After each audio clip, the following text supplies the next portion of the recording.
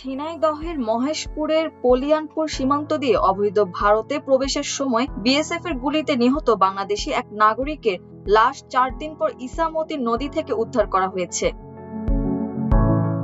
নিহত রতি জয়ধর গোপালগঞ্জের কোটালীপাড়া উপজেলার দেবেন্দ্রনাথ জয়ধরের ছেলে। 3 মাস আগে তার পরিবার ভারতে পাড়ি জমালেও তাদের কাছে যাওয়া হয়নি রতির।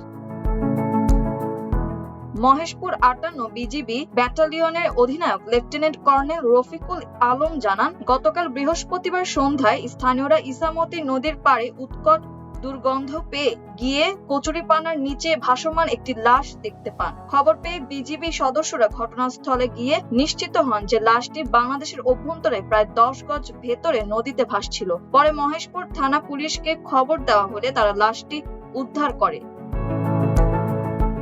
মহেশপুর থানার ওসি মেহেদি হাসান বলেন, ধারণা করা হচ্ছে লাশটি 3 থেকে 4 দিন আগের পানিতে পচে ফুলে উঠেছিল এবং উপর হয়ে ভাসছিল। দেহ তল্লাশির সময় পাওয়া কাগজপত্রের ভিত্তিতে এটি কোটালীপাড়ার দেবেন্দ্রনাথ জয়ধরের ছেলে রতি জয়ধরের লাশ বলে শনাক্ত করা হয়। তিনি আরো জানান, খবর পেয়ে নিহতের ভাই রঞ্জিত জয়ধর শুক্রবার সকালে এসে লাশটি শনাক্ত করেন। সুরতহাল শেষে লাশ ময়নাতদন্তের জন্য ঝিনাইদহ সদর হাসপাতালে পাঠানো হয়েছে। এ ঘটনায় নিহতের ভাই বাদী হয়ে মহেশপুর থানায় একটি হত্যা মামলা দায়ের করেছেন।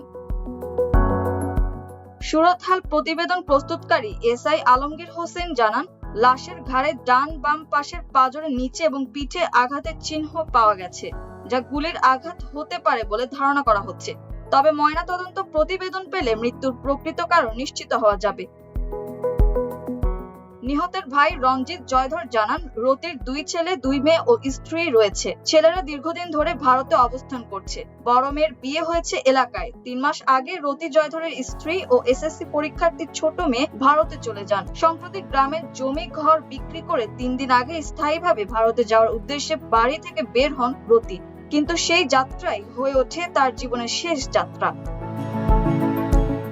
শুক্রবার দুপুরে রতি জয়ধরের গ্রামের বাড়িতে গিয়ে তালাবদ্ধ ঘর দেখতে পাওয়া যায়। তবে প্রতিবেশী সঞ্জয় বাইন বলেন, ময়নাতদন্ত শেষে লাশ গ্রামের বাড়িতে এনে অন্ত্যেষ্টিক্রিয়া সম্পন্ন করা হবে। রতি জয়ধরের মৃত্যুতে এলাকায় শোকের ছায়া নেমে এসেছে। মাল্টিমিডিয়া ডেস্ক, আমার দেশ।